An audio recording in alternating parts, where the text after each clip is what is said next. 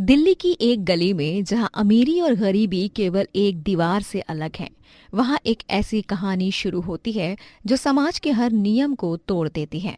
क्या होता है जब एक झाड़ू पोछा करने वाली लड़की अचानक उसी घर की बहू बन जाती है। माँ, अस्पताल का बिल 50,000 रुपए है। डॉक्टर कह रहे हैं कि ऑपरेशन जल्दी करवाना होगा वरना। बेटी, मैंने जो कुछ था सब बेच दिया। अब तो सिर्फ यही उम्मीद है कि सिंघानिया साहब कुछ पैसे से मदद कर दें। कि बीमारी और घर की माली हालत ने मीरा को मजबूर कर दिया था। 12वीं पास करने के बाद कॉलेज का सपना छोड़कर वो सिंघानिया हवेली में काम करने लगी। ये कौन है माँ? नई नौकरानी? हाँ, राजेश की बेटी है। पढ़ी लिखी है लेकिन मजबूरी में काम कर रही है। तुम अपना काम करो। नमस्ते साहब। पहली नजर में ही अर्जुन को लगा कि ये लड़की अलग है। उसकी आंखों में सपने थे, हार नहीं। उस घर में उसे 3 महीने हो गए काम करते हुए। तुम रोज शाम को क्या पढ़ती हो? साहब, वो मैं कॉलेज की किताबें पढ़ती हूँ। सोचती हूँ कि शायद कभी पढ़ाई पूरी कर सकूँ मैं अपनी। क्यों नहीं, मैं तुम्हारी मदद कर सकता हूँ। धीरे धीरे दोनों के बीच दोस्ती बढ़ने लगी। अर्जुन ने मीरा की पढ़ाई में मदद करनी शुरू की, लेकिन वो नहीं जानता था कि ये दोस्ती प्यार में बदल जाएगी। कुछ समय बाद हवेली के बगीचे में दोनों साथ में बात कर रहे थे, तभी मीरा, मैं तुमसे शादी करना चाहता हूँ। क्या साहब, ये क्या कह रहे हैं आप? मैं एक नौकरानी हूँ। मेरे लिए तुम सिर्फ मीरा हो, न नौकरानी, न गरीब, न अमीर। लेकिन प्यार के इस इकरार में वो भूल गए थे कि समाज और परिवार कितना क्रूर हो सकता है। क्या कहा तुमने? नौकरानी से शादी? तुम्हारा दिमाग खराब हो गया अर्जुन? माँ, मैं मीरा से प्यार करता हूँ। ये प्यार नहीं, पागलपन है। लोग क्या कहेंगे? हमारी इज्जत का क्या होगा? सुनीता ने मीरा को तुरंत घर से निकाल दिया, लेकिन अर्जुन का प्यार इतना मजबूत था कि वो घर छोड़कर मीरा के पास चला गया। वहीं 6 महीने बाद एक छोटे से मंदिर में दोनों ने शादी कर ली। अरे, आप दोनों अब पति पत्नी हैं। अर्जुन, आपने अपना घर छोड़ दिया मेरे लिए। घर वहां होता है जहां प्यार हो मीरा।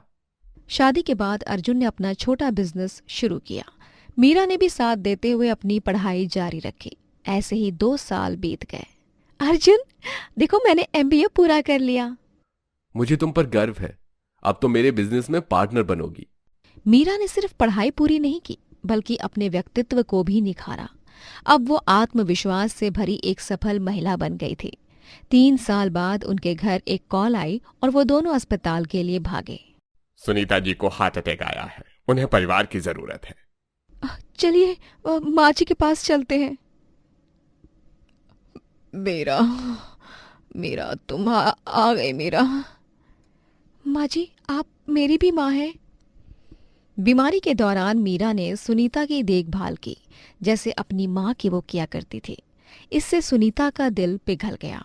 सुनीता ठीक होके घर वापस आ गई। मीरा, मैंने तुम्हारे साथ बहुत गलत किया।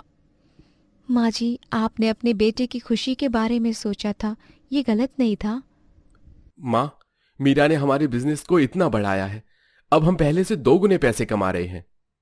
मीरा, मैंने तुम्हारे साथ बहुत गलत किया। मैं अपने घमंड में अंधी हो गई थी। माँ, आप देखिए, मीरा के स्किल सेंटर से अब तक 200 महिलाओं को रोजगार मिला है। अच्छा, सच में? जी माँ जी, और मैंने एक और काम किया है। मैंने अपने बिजनेस की 50% हिस्सेदारी अर्जुन के नाम कर दी है। क्या? लेकिन मीरा, ये तुम्हारी मेहनत थी।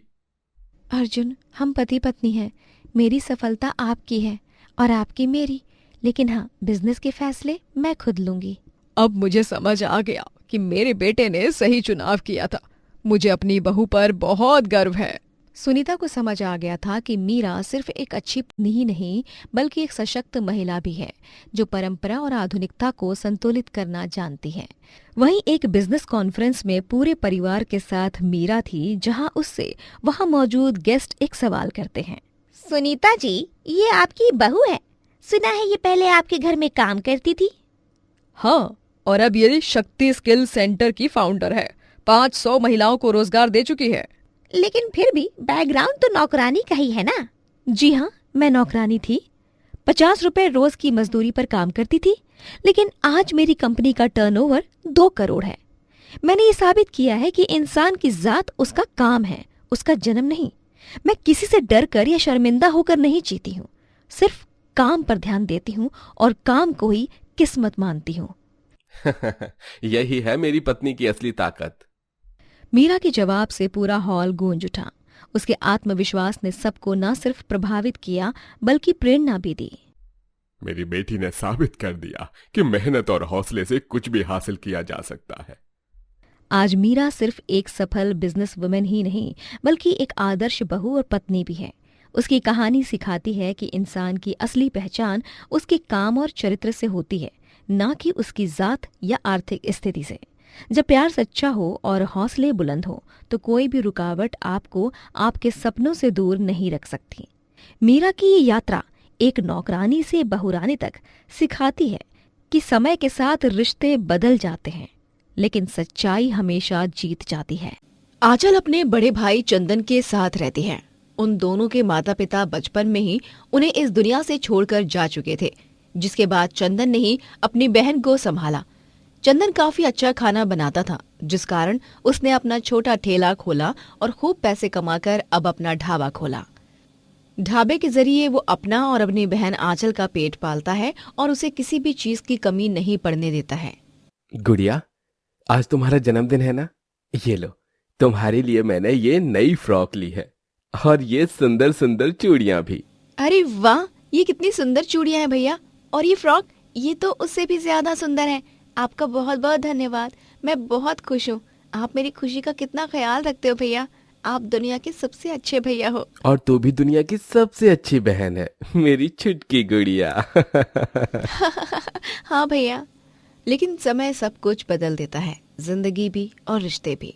आंचल को कॉलेज में भेजने के लिए चंदन ने अपनी पढ़ाई को त्याग दिया और आंचल को अपने कॉलेज के प्रिंसिपल के बेटे मनीष से प्यार होता है और मनीष भी आंचल से प्यार कर बैठता है, जिसके बाद दोनों एक दूसरे के संग शादी कर लेते हैं। और शादी होने के बाद अचानक से आंचल अमीर ससुराल में जाकर बदल जाती है। उसके सास ससुर बृजमोहन और राजेश्वरी उससे कहते हैं, तुम ठहरी एक गरीब ढाबे वाली की बहन, लेकिन हमारे बेटे की खुशी तुम में है, इसीलिए हम तुम्हें खुशी खुशी अपना रहे हैं। हाँ बहू, अब तुम एक अमीर घराने की बहू हो तो तुम्हें वैसे ही रहना होगा, समझ गई तुम? जी अम्मा, जी पापा जी, मैं आप दोनों को शिकायत का एक भी मौका नहीं दूंगी। बहुत अच्छी बात है, फिर बाद में। आंचल, अब तुम्हें अपने उस गरीब भाई के साथ रिश्ता रखने की कोई जरूरत नहीं है, ठीक है ना? हाँ मनीष, मुझे तो इस अमीरी वाली जिंदगी को ही जीना था हमेशा से, इसीलिए मैं अब अपने भैया से कोई रिश्ता नाता नहीं रखना चाहती हूँ। Very good. आंचल अपने भैया को भूल जाती है। वो उस तक पहुँचने की बहुत कोशिश करता है, लेकिन वो उसे कोई जवाब नहीं देती। एक दिन जब वो अपनी चमचमाती हुई कार में सवार होकर गांव के बाजार में कुछ सामान खरीदने जाती है, तभी वहां पर उसे चंदन देख लेता है। चंदन अपनी गुड़िया को देख खुशी से चहक उठता है। गुड़िया, मेरी गुड़िया रानी, यहाँ पर। गुड़िया, ये गुड़िया कैसी है रे तू? मेरी बच्ची। हटो यहाँ से, कौन हो तुम? और मैं तुम्हारी कोई गुड़िया वुड़िया नहीं हूँ, हटो, मुझसे दूर रहो। लेकिन गुड़िया, तू मुझसे ऐसे कैसे बात कर सकती है? मैं तेरा भैया हूँ चंदन। तुझे बचपन से पाला है मैंने प्यार से, तू मेरी गुड़िया है। तू अमीर ससुराल में जाने के बाद मुझे भूल कैसे सकती है? पहली बात तो ये कि मैं तुम्हारी बहन नहीं हूँ, और दूसरी बात, अभी के अभी यहाँ से हट जाओ वरना मैं पुलिस को बुला लूंगी। अरे मैं एक अमीर घराने की बहू हूँ और तुम एक 2 कौड़ी के गरीब ढाबे वाले। तुम्हारी क्या हैसियत है, क्या औकात है मेरे सामने? हटो यहाँ से। गुड़िया, तू ऐसे कैसे बोल सकती है मुझे? अरे गुड़िया, रुक तो गुड़िया। आंचल कार में बैठ जाती है और वहां से उसकी कार जाने लगती है। वहीं चंदन नंगे पांव उस कार के पीछे भागने लगता है। गुड़िया, अरे गुड़िया रुक तो। ऐसे कैसे भूल सकती है मुझे तू? अमीर घराने में शादी कर लेने से तू मुझे भूल ही गई। इतनी आसानी से पराया कर दिया अपने भैया को, वो भैया जिसने तेरी खुशी के लिए अपनी हर एक खुशी को दांव पर लगा दिया, अपनी हर खुशी को मारा। ये तूने अच्छा नहीं किया गुड़िया, ये तूने अच्छा नहीं किया गुड़िया। चंदन का दिल मानो पूरी तरह टूट चुका था। उसे हर समय बस रोना ही आ रहा था। आंचल की जिंदगी बहुत बदल चुकी थी। अमीर घर की बहू बनने के बाद उसमें काफी ज्यादा घमंड आ चुका था और वो गरीबों के साथ बहुत बुरी तरह से पेश आती है। एक दिन जब उसके हाथों से महंगा वॉच टूट जाता है तब वो उस काम वाली को एक जोरदार थप्पड़ लगाती है। छोटी मालकिन मुझे माफ कर दीजिए, ये मैंने जानबूझकर नहीं किया है। ये वॉच ये मुझसे गलती से टूट गया है, मुझे माफ कर दीजिए छोटी मालकिन। चुप रहो तुम, मैं अच्छी तरह जानती हूँ तुम जैसी गरीब काम वालियों को। अरे तुम पहले गलतियां करती हो और फिर बाद में कहती हो गलती से हुआ, जानबूझकर कुछ नहीं किया ये और वो। तुम जैसियों को तो काम पर रखना ही नहीं चाहिए। लेकिन अचल बहू, अब चमेली कह रही है ना कि उससे ये वाली वॉच गलती से टूट गया है, तो जाने दो ना। नहीं माँ जी, आज अगर इसे हमने माफ कर दिया ना तो ये उस माफी का फायदा उठाकर और सर पर चढ़ जाएगी। ये एक लापरवाह काम वाली है, इसे तो काम पर रखना ही नहीं चाहिए। निकल जाओ यहाँ से अभी के अभी। लेकिन छोटी मालकिन, ऐसा मत कीजिए, मुझ पर भरोसा कीजिए, आइंदा से ऐसा कुछ नहीं होगा। इसका मैं पूरा ध्यान रखूंगी। मेरे लिए ये काम बहुत जरूरी है, मेरा पति नहीं है और मुझ अकेली पर ही अपने 3 बच्चों की जिम्मेदारी है। अपना ये फालतू का इमोशनल ड्रामा ना कहीं और जाकर सुनाओ, मुझे मत सुनाओ। चलो दफा हो जाओ अब यहाँ से, और आइंदा से अपनी घटिया शक्ल लेकर चली मत आना यहाँ पर, बेवकूफ कहेंगी। आंचल उस काम वाली को वहां से निकाल देती है। इसी प्रकार दिन ब दिन वो और ज्यादा निर्दयी होती जाती है। वहीं चंदन अपने ढाबे में और भी अलग अलग और स्वादिष्ट व्यंजन बेचकर खूब तरक्की करने लगता है और अब वो गांव में अपना एक बड़ा सा रेस्टोरेंट खोल लेता है। एक दिन अचानक से आंचल का एक्सीडेंट हो जाता है जिसमें उसका काफी खून लॉस हो जाता है और डॉक्टरों को खून की जरूरत होती है। हमें AB नेगेटिव ग्रुप की जरूरत है, वो कहीं मिल नहीं रहा है। अगर 1 घंटे के अंदर ही अंदर खून नहीं मिला तो पेशेंट की जान खतरे में भी जा सकती है। क्या? नहीं, आप चिंता मत कीजिए डॉक्टर साहब, मैं खून की व्यवस्था करता हूँ। मनीष को उस मुश्किल भरे समय में आंचल के बड़े भाई चंदन के सिवा और कोई नहीं सूझता है और वो उसे बुलाता है। चंदन और आंचल का ब्लड मैच करता है और वो उसे अपना खून दे देता है और आंचल की जान बच जाती है। और जब वो पूरी तरह ठीक हो जाती है तभी ये सब जानने पर उसे काफी शर्मिंदगी महसूस होती है। भैया, मुझे माफ कर दीजिए, मैंने आपके साथ बहुत गलत बर्ताव किया। अमीर होने के बाद मैं भूल गई कैसे आपने मुझे बचपन से संभाला, कैसे मुझे किसी चीज़ की कमी नहीं खलने दी। आप दुनिया के सबसे अच्छे भैया थे और हो हमेशा रहोगे। आज आपने फिर एक बार साबित कर दिया। कोई और होता तो वो मुझे खून भी नहीं देता, लेकिन आपने सारे गिले शिकवे को भुलाकर मुझे खून दिया और मेरी जान बचाई। धन्यवाद भैया। मैंने जो कुछ भी आपके साथ किया है उसके बदले मुझे माफ़ी मिलना तो मुश्किल है, लेकिन तहे दिल से मुझे माफ़ कर दीजिए। मैं अपनी सारी गलतियों को सुधारना चाहती हूँ। अरे पगली चल, अब ज्यादा मत बोल। तू मेरी गुड़िया है और हमेशा रहेगी, चाहे कुछ भी हो जाए। गलतियां तो छोटे ही करते हैं, माफ करना बड़ों का काम होता है। मैंने तुझे माफ कर दिया गुड़िया। इस तरह अंत में चंदन और आंचल एक हो जाते हैं और आंचल को अपने गरीब भैया का मोल समझ में आ जाता है और वो दोनों खुशी से आगे का जीवन बिताने लगते हैं।